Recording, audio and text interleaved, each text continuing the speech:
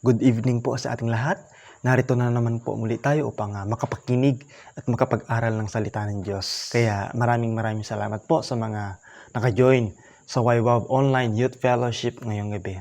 Masasabi ko nga hindi masasayang ang inyong oras at ang inyong load dahil nagamit po natin at magagamit natin sa tamang paraan.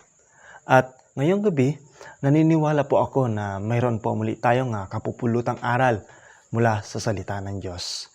Pero bago ang lahat, sa mga hindi pa po nakakakilala sa akin, ko po si Bro Alvin, ang magiging mensahero ng Lord ngayong gabi. At ang aking ibabahagi po ngayong gabi ay pinamagatan kong The Mirror, Responding to God's Word. Ngayon, ano ba itong mirror na ito? At bakit po ito ang naisip kong ibigay na pamagat sa aking ibabahagi? Ano ba ang connection nitong mirror sa Responding God's Word? At ano ba ang kinalaman nito sa ating buhay bilang isang Kristiyano? Kaya iyan ang ating aalamin ngayong gabi. So God bless po sa ating pag-aaral ng salita ng Diyos. So basahin po natin ang ating pag-aaralan sa aklat ng James chapter 1 verse 22 hanggang 25. English po ang nakikita sa inyong screen, ngunit babasahin ko po ito sa wikang Tagalog. James chapter 1 verse 22 hanggang 25. Mamuhay kayo ayon sa salita ng Diyos. Kung ito'y pinapakinggan lamang ninyo ngunit hindi sinasagawa, dinadaya ninyo ang inyong sarili. Sapagkat ang nakikinig ng salita ngunit hindi sumusunod dito ay katulad ng isang taong tumitingin sa salamin at pagkatapos makita ang sarili ay umaalis at kinakalimutan ang kanyang anyo. Ang taong nagsasaliksik at nagpapatuloy sa pagsunod sa kautosang ganap na nagpapalaya sa tao ang pagpapalain ng Diyos sa lahat ng kanyang gawain. Siya ang taong gumagawa at hindi siya katulad ng nakikinig lamang at pagkatapos ay nakakalimot. So, manalangin po muna tayo. Lord, maraming salamat po sa gabi na ito na binigyan mo po kami ng oras upang makapag-aral ng iyong salita. Dalangin namin, Panginoon, ang magandang internet connection upang maipaabot din namin ng maayos ang mga aral na gusto mong ituro sa amin ngayong gabi, lalo na, O Lord, sa mga nakikinig ngayon. Dalangin ko po na bigyan mo kami ng karunungan at gabayan mo kami sa aming kalagitnaan, Panginoon. Sa pangalan ni Jesus, Amen. Ngayon, bago po tayo tumuloy sa ating pinakapaksa, atin po munang alamin kung sino ang sumulat ng aklat na ito at kung ano ang purpose nito at kung ano ang gusto niyang iparating sa atin na mensahe na nakapaloob sa aklat na ito. Ito po ay sinulat mismo ni Santiago, na kapatid ng ating Panginoong Yesus. Ngunit bago natin alamin kung ano ang rason kung bakit niya naisulat ito, alamin muna natin ang naging buhay ni Santiago. Si Santiago po ay kapatid ng ating Panginoong Yesus. Ngunit alam niyo ba na sa unang ministry ni Jesus, si Santiago, maging ang iba pa niyang pamilya ay hindi po tinanggap si Jesus. Hindi pa siya sinasampalatayanan ni Santiago sa unang ministry ni Jesus. At mababasa natin iyon sa Book of John, chapter 7, verse 3 hanggang verse 5. Kaya nangangahulugan na ang dating Santiago ay katulad rin natin noong tayo hindi pa nakakakilala sa tunay na Diyos. Noong wala pa tayong ganap na pananampalataya sa Kanya at noong hindi pa rin natin tinanggap si Jesus sa ating buhay. But in Acts chapter 2, James converted as a believer of Jesus Christ at lalong tumibay ang kanyang pananampalataya nang nagpakita mismo si Jesus sa kanya noong siya ay muling nabuhay pagkatapos siyang ipako sa krus. At mula nun, si Santiago din ay naging kilalang leader ng early church. Ngayon, ano naman ang dahilan kung bakit nagawang isulat ni Santiago ang isa sa ating pag-aaralan ngayong gabi? Naisulat ito ni Santiago bilang mensahe sa mga tao sa kanilang kapanahunan dahil naghiwa-hiwalay sila noong tumakas sila sa pag-uusig sa Jerusalem matapos mapatay sa pamamato si Esteban na isang ministro ni Jesus. Napatay si Esteban dahil sa pangangaral tungkol kay Jesus. At mababasa po natin iyon sa Book of Acts chapter 7. At dahil doon, natakot sila sa kanilang buhay sa banta ng pag-uusig sa panahon na yun. So, primarily, James wrote this letter to encourage people who are dealing with severe trials, to resist temptation, to remind them not just a hearer of the word, but to be doers of the word. And also to tell us that faith without works is dead. Na kung babasahin po natin ang James chapter 1 verse 19 hanggang 21, itinuturo sa atin dito ang tamang pagtanggap ng salita ng Diyos. Ngunit, ang focus lamang natin ngayong gabi ay ang nakapaloob sa verse 22 hanggang 25 kung saan itinuturo naman sa atin ang tamang pagtugon sa salita ng Diyos. Sabi nga po sa James chapter 1 verse 22 kanina na ating nabasa, mamuhay kayo ayon sa salita ng Diyos. Kung ito ay pinapakinggan lamang ninyo ngunit hindi isinasagawa, dinadaya ninyo ang inyong sarili. Malinaw na malinaw ang mensaheng gustong iparating sa atin ng verse na ito. Ang salita po ng Diyos ay atin na pong mapapakinggan sa iba't ibang kaparaanan. Hindi lamang po natin ito napapakinggan sa loob ng simbahan, hindi lamang po natin ito mapapakinggan sa loob ng ating tahanan, kundi maging sa telebisyon at sa social media na rin. Ngunit ang tanong, naisa sa pamuhay po ba natin ang salita ng Diyos? O hanggang tagapakinig lamang po tayo? Sabi nga po sa ating foundation scriptures na kung atin lang pong pinapakinggan ang salita ng Diyos at hindi naisa sa pamuhay, dinadaya natin ang ating sarili. Ibig sabihin, sinasayang lang natin ang ating oras, binabaliwala natin ang salita ng Diyos at niloloko lamang natin ang ating sarili. Minsan galit na galit tayo sa mga taong nanloloko sa atin. But we don't realize na mismong tayo rin ay niloloko rin natin ang ating sarili. Gaya nito, kapatid, tuwing gabi ng Lunes, nakikinig tayo ng aral sa salita ng Diyos, ngunit kamusta na po ang buhay natin? May nagbago na ba? May nai-apply na po ba tayo sa mga aral ng Diyos na ating napapakinggan? Kung wala pa, hindi pa po huli ang lahat. Maaring ngayong gabi ang magiging simula. Kung babasahin natin ang salita ng Diyos, maraming mga kautusan kung paano ba ang tamang pamumuhay ng isang Kristiyano. Malalaman natin kung paano ba ang tamang pagtrato sa ating kapwa, malalaman natin ang tamang paggamit ng ating oras, malalaman natin kung paano tayo makapagbigay kaluguran sa Lord at marami pang iba. Now, what is our response to God's Word? Kasi kailangan mayroon tayong dapat na tamang pagtugon sa salita ng Diyos. Sa atin pong foundation scriptures, inahalin tulad ni Santiago ang salita ng Diyos sa isang salamin. Bakit kaya? Anong meron sa salamin? At bakit sa salamin pa? Alam niyo ba, kung atin pong babasahin ang kabuuan ng Biblia, malalaman natin na madaming paghahalin tulad sa salita ng Diyos. Sa Jeremiah chapter 23, verse 29, inahalin tulad ang salita ng Diyos sa isang hammer. Sa awit 119 verse 105 naman ay inahalin tulad ni David ang salita ng Diyos sa isang lampara na nagbibigay ng tanglaw at liwanag sa gitna ng dilim. Ang salita naman ng Diyos ay inahalin tulad din sa isang tabak na mayroong magkabila ang talim. Dito naman sa ating pag-aaralan, inahalin tulad ni Santiago ang salita ng Diyos sa isang salamin. At kung paano tumugon ng isang tao sa harap ng salamin, which is the Word of God. Ngayon, ano ba ang kinalaman ng salamin sa salita ng Diyos? Pero bagong lahat, syempre, kailangan muna natin alamin kung ano ba ang ibig sabihin at kung para saan ba itong salamin. According to the dictionary, a mirror is something that shows what another thing is like in a very clear and accurate way. So basically, a mirror gives us perspective on what we look like. 'Di ba?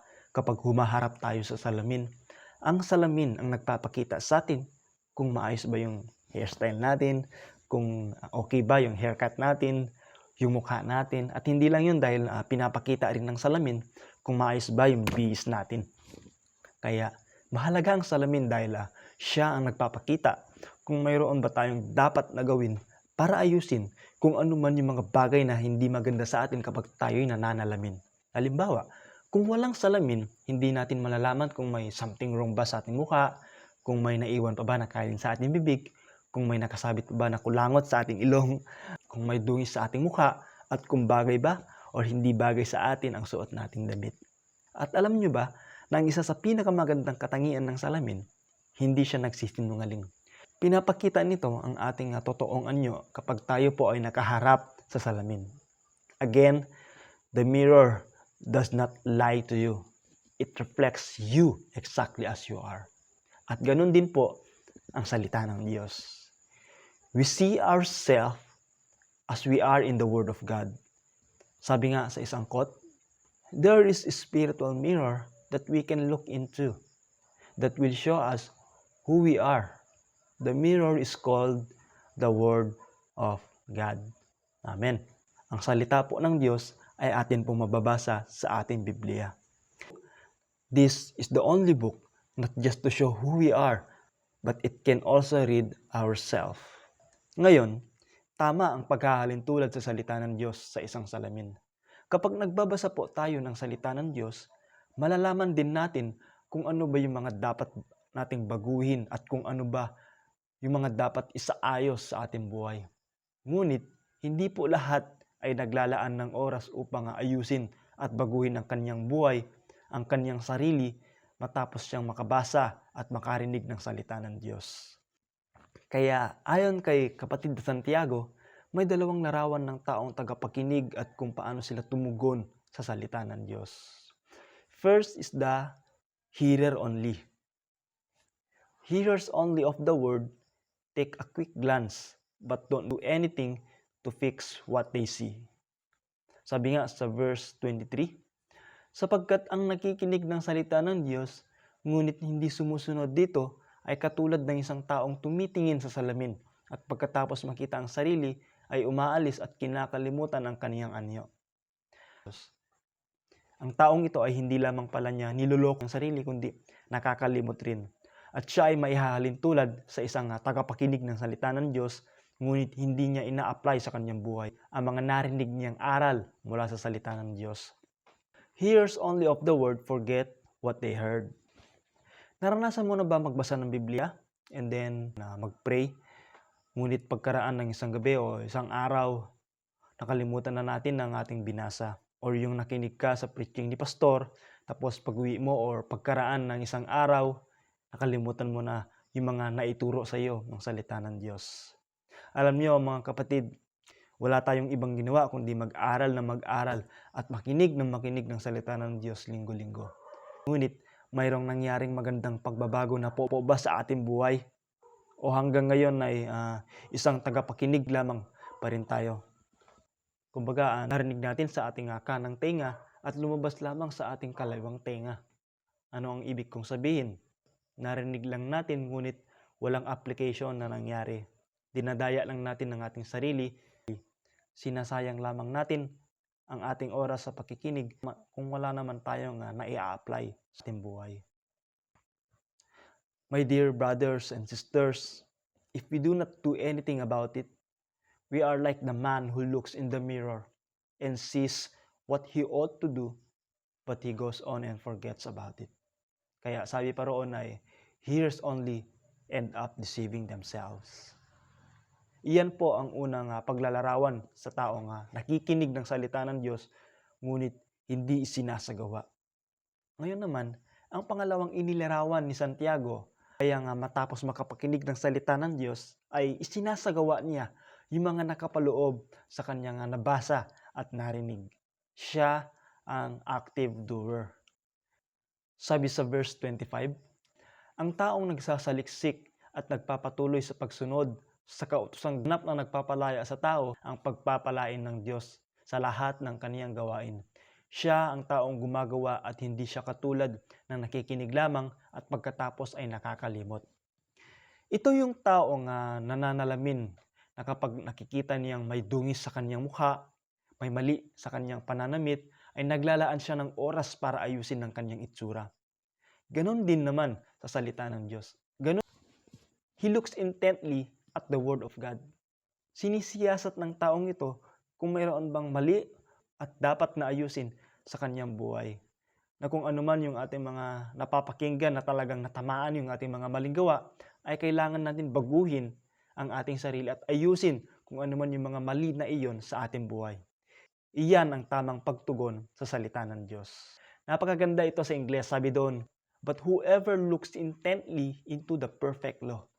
I-highlight natin yung word na perfect law. And yes, the word of God called perfect because it is without error and provides everything man needs for faith and practice in living the Christian life. Nasabi rin sa verse na ito, naganap na nagpapalaya sa kanya ang kanyang pagsunod sa kautusan ng Diyos. Because obedience to God's word sets the Christian free from the control of sin. Amen? Sabi nga sa awit, chapter 1, verse 1 hanggang 3, na kung saan sinabi doon na mapalad yung taong hindi nakikisama at hindi nakikinig sa masama. Sa halip ay mas kasiyahan niyang sumunod sa kautusan ng Diyos. Dahil alam nyo, kapag hindi tayo sumusunod sa kautusan ng Diyos, maaring sumusunod naman tayo sa kasamaan. At sabi pa sa verse na ito, ang taong ito ay hindi lang basta na nakikinig, kundi nagpapatuloy siya sa kanyang pagsunod. Kahit anong hirap ba ng mga sitwasyon na dumadaan sa kanyang buhay, nagpapatuloy pa rin siya. Minsan kasi sa atin, kapag sa tingin natin na hindi natin kaya yung mga pinapagawa ng Lord, sasabihin natin, ang hirap naman ng pinapagawa mo, Lord. Love your enemy. O di kaya makakarinig lang tayo ng mga masasakit na patama sa preaching ni Pastor, hindi na tayo nagpapatuloy. Si Pastor naman, puro na lang mga maliko ang pinapatamaan. Ngayon, ang active doer na ito ay hindi lamang sa papatuloy, kundi nagsasaliksik din siya. At kapag nagsasaliksik po tayo, hindi lamang po maari na tenga lamang natin ang ating gagamitin, kundi maging ang ating mga mata, ang ating isip, maging ang ating mga kamay, at syempre, maging ang ating bibig. At hindi lang yan, dahil sinabi rin dito na pinagpapala siya sa patuloy na pagsunod niya sa kautusan ng Diyos.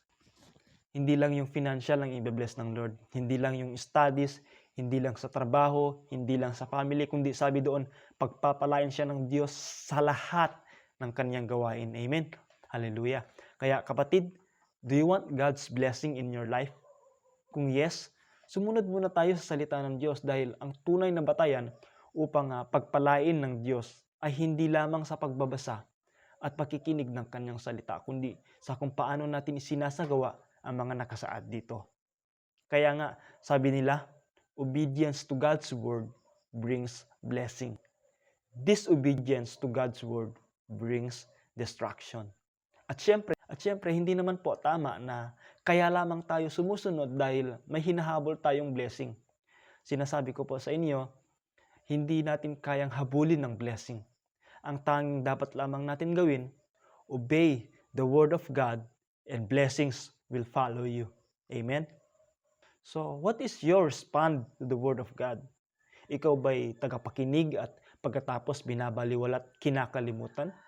O isang nakikinig ng salita ng Diyos at pagkatapos ay isinasagawa? Mga kapatid, bigyang halaga ang salita ng Diyos. Dahil bilang isang Kristiyano, ang lahat ng ating mga napapakinggan sa salita ng Diyos ay dapat natin sikapin na maisagawa upang makapamuhay tayo ng ayon sa kalooban ng Diyos. At magkakaroon din tayo ng magandang testimony at makaakay rin tayo ng iba. Kasi paano tayo makapanghigayat ng ibang tao kung mismo sa ating buhay ay hindi nagre-reflect ang salita ng Diyos. Kaya bilang pangwakas nitong aking ibabahagi ng salita ng Diyos, basahin po natin ang Romans chapter 1 verse 13. For it is not those who hear the law who are righteous in God's sight, but it is those who obey the law who will be declared righteous. Hindi ang mga tagapakinig ang matuwid at ganap sa mata ng Diyos, kundi ang mga taong sumusunod sa kautusan ng Diyos. Kasi kahit makinig man tayo ng makinig, kung hindi naman natin sinusunod, wala ring kwenta. Parang ganito lang kapatid, halimbawa, may masarap na pagkain. Kapag inamoy mo lang ng inamoy, hindi ka mabubusog. Kaya hindi rin maikakaila na dito nasusukat ang ating pananampalataya sa kung paano natin naipapamuhay ang salita ng Diyos. So mga kapatid, my message for tonight, be doers of the word and not hearers only. See yourself as God's divine mirror.